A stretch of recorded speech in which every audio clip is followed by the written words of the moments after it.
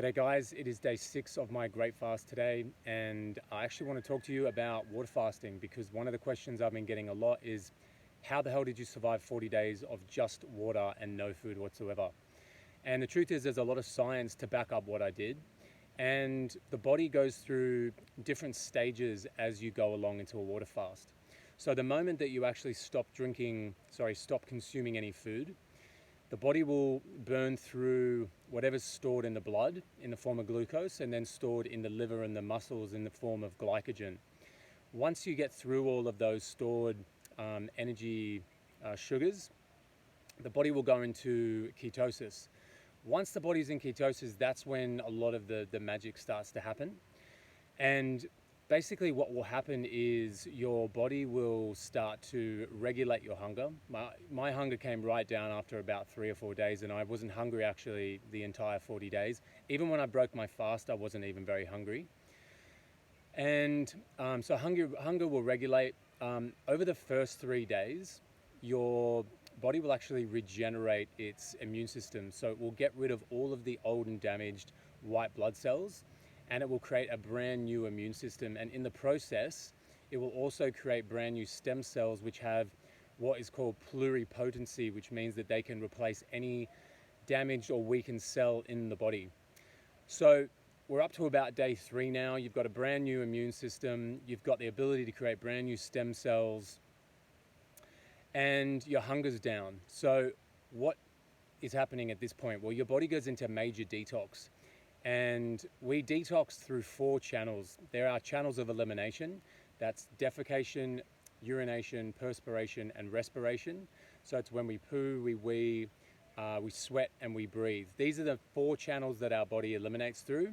And when we fast, our body will basically speed up detoxification significantly, especially on water. So it's really important that we open these channels up and we allow all of this toxicity to come out. Your digestive system is going to shut down pretty much completely, I would say around about day 3 or day 5. And that's when it's really important to support it with enemas and potentially colonics as well, just to be making sure that you're cleaning out all of the waste that's being dumped into the colon. Because if you don't, then it's going to be very, very uncomfortable. Excuse me, that's a great burp. So we really want to keep that nice and clean so we can feel comfortable as possible throughout the fast.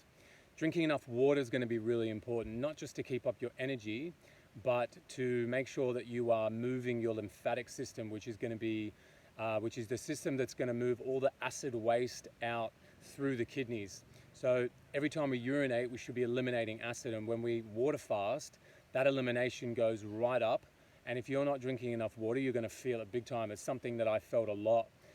Anytime I was dehydrated, and anytime I drank water at that point, I felt better immediately. So drinking enough water is going to be really important.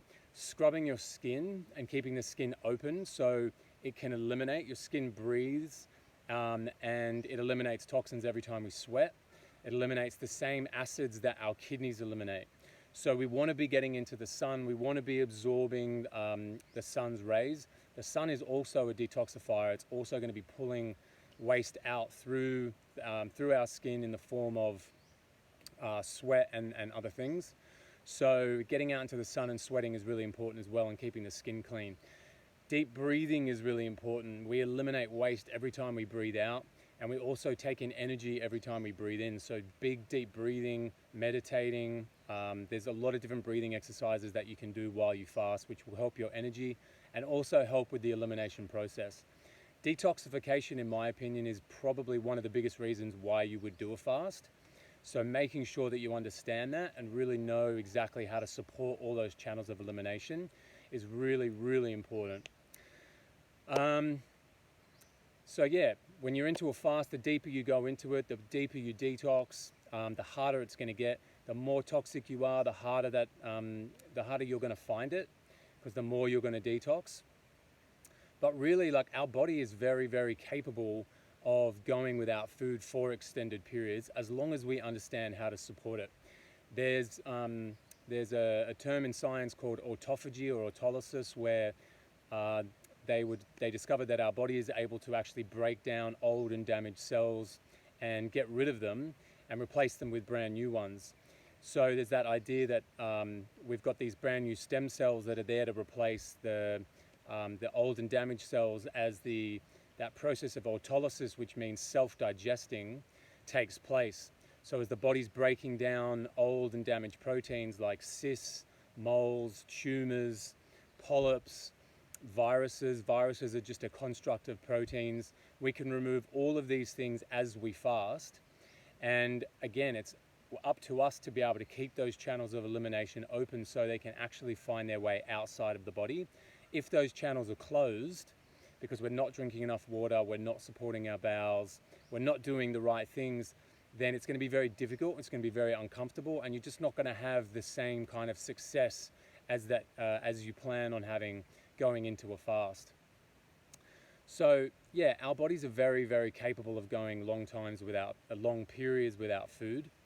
As long as we support them, as long as we do the preparation, as long as we understand what it is that our bodies need throughout. So being educated, being inspired, I was always reading certain things, particular books that I knew would keep my mind active, keep me motivated. 40 days is a long time. I'm not telling anyone to do that, but regardless of how long you want to do it, even if it's just for a day, understand why you're doing it, and then stay motivated, be inspired. Keep reminding yourself why you're doing it over and over and over again until it is cemented in your mind, and then you know that this is the right path for you, and it becomes a lot easier to complete something as challenging as a water fast when you have something as strong as a reason. When your reason is strong enough is what I'm trying to say. So yeah, I hope that explains a little bit of what water fasting is and how it is that we're able to actually go that long without food. And if you guys have any questions, just pop them down in the comments, and I'll do my best to continue answering more and making more content for you guys. And if you enjoyed this video, give it a like, so I know to make more like this. I'm going to go back up to my hut. I've got a grape juice up there waiting for me. It tastes just like the one I just had, but I'm pretty excited about it nonetheless. So see you later, guys. Bye.